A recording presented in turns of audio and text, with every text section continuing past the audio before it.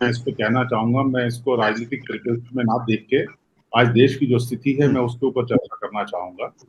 जो भी जघन्य अपराध उदयपुर में हुआ और उसके उसकी उसकी मैं सबसे पहले तो परिवार को संवेदना प्रकट करते हुए ये कहना चाहता हूं कि जिन्होंने भी ये काम किया है, एक ऐसी मिसाल साबित होनी चाहिए कि ऐसी सजा उनको मिलनी चाहिए कि देश में ऐसा जघन्य अपराध करने की कोई सोच भी ना पाए। दूसरी बात रही, आपने कहा, आपने सरकार की बात की, तो मैं सरकार को भी मुबारकबाद दूंगा कि उन्होंने कुछ ही घंटों में उन हत्यारों को पकड़कर एनआईए के केस के अंदर सुपुर्द पूरे भारत की सरकार के सुपुर्द कर दिया और कहा कि जल्दी से जल्दी उनको जितनी जल्दी हो सकती है उनको सजा मिले और 1 महीने में इस केस को निपटारा करके इसको सख्त से सख्त सजा दी जाए। उनके परिवार ने जिस तरह से उनको फांसी की सजा का दिमाग किया, मैं चाहता हूं कि उससे ज्यादा क्या और उनको सजा मिल सकती है वो सजा मिले। रही बात ये परिप्रेक्ष्य ये चालू कहां से हुआ जो आज सुप्रीम कोर्ट ने इतनी कड़ी टिप्पणी उसको करनी पड़ी, उसका दोषी कौन है? उसका दोषी सबके सामने है, जो आज सारे देश ने सुन लिया सुप्रीम कोर्ट को कि राजनीतिक रूप से परे हटके एक हमारी सुप्रीम कोर्ट एक निर्णय लेके एक बात कहती है। इस सरकार ने उसके जो व्यक्त उसने किए, चाहे वो कहीं चैनल पे किए या किसने पूछे और कैसे किए, उसके ऊपर कड़ी कार्रवाई क्यों नहीं की? उसको उन्होंने एक सस्पेंशन पे क्यों रखा? उसको जेल में डाल के उसके ऊपर कड़े से कड़ी धाराएं लगा के ये एक ऐसा उदाहरण पेश क्यों नहीं किया कि ऐसी बातें हम किसी हालत में स्वीकार नहीं करेंगे? मैं इसके पीछे कोई और मंशा नहीं देख रहा हूं।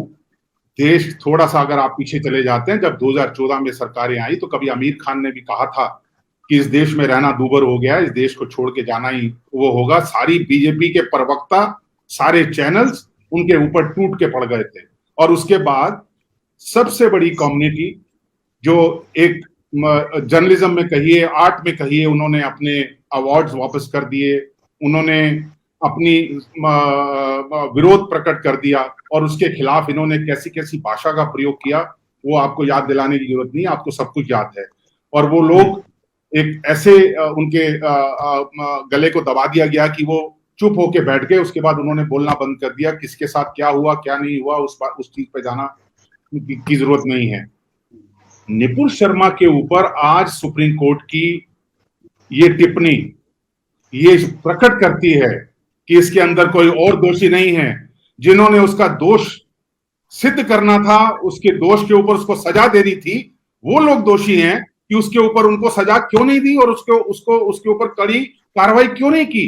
क्यों आज भी उसे खुला छोड़ा हुआ है और उसको आपने सिक्योरिटी दे दी? उसको सिक्योरिटी दे दी क्योंकि उसको थ्रेट आ रहे हैं। आपने उसके ऊपर केस करके उसको जेल में नहीं डाला। जो सुप्रीम कोर्ट ने कहा कि उसको रेड कारपेट बिछाकर आप कोर्ट में पेश करें कि अपने विचार प्रकट कर सके। क्या चाहते हैं आप लोग? क्या देश का हाल करना चाहते हैं? कौन कौन से मुद्दों के ऊपर हम बात करना चाहते हैं?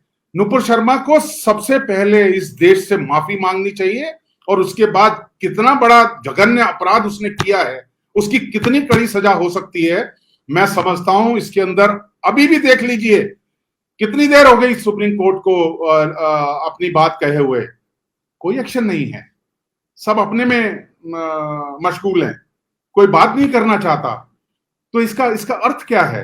इसका अर्थ तो सबको समझ आता है कि नुपुर शर्मा को कौन शेल्टर दे रहा है। और सस्पेंशन मतलब पार्टी में रहेगी, सिर्फ सस्पेंशन। ये लोगों को इसकी डिटेल में जाएंगे तो समझ आएगा कि सस्पेंशन का क्या मतलब होता है और पार्टी से निकालने का मतलब क्या होता है और उसको सजा देने का मतलब क्या होता है। एक सस्पेंशन रख के चुपचाप साइड पे बिठा दिया गया और उसको सिक्योरिटी दे दी गई और वो अपनी बात कहने के लिए सुप्रीम कोर्ट में अपील करती है कि पूरे देश में मेरे खिलाफ केसेस हुए हैं, उनको दिल्ली में बुला लिया जाए क्योंकि मेरे को डर है, मेरे को थ्रेटनिंग कॉल्स आ रही हैं। तो सुप्रीम कोर्ट ने क्या कहा कि आप क्या चाहती हैं? जो आपने अपराध किया है उस अपराध के पीछे आपको रेड कार्पेट देके हम यहाँ पर बुलाएं कि आप अपने विचार प्रकट करिए। तो निर्णय बिल्कुल साफ है, सबको स्पष्ट नजर आ रहा है कि इनके पीछे किस किस की मंशा कहां से शुरू हुई है और नुपुर शर्मा इसमें अकेली नहीं है और इसके बहुत बेमानी अर्थ निकलेंगे और इस अर्थ को अगर आज यहाँ नहीं रोका गया कि इस देश इस तरफ चला जाएगा, ये समाज कैसे बटेगा और हम आगे आने वाले समय में कहां जाके खड़े हो जाएंगे कि वापस आना ही दूभर हो जाएगा। और इसी के कारण पूरी दुनिया में हमारी थू-थू हुई।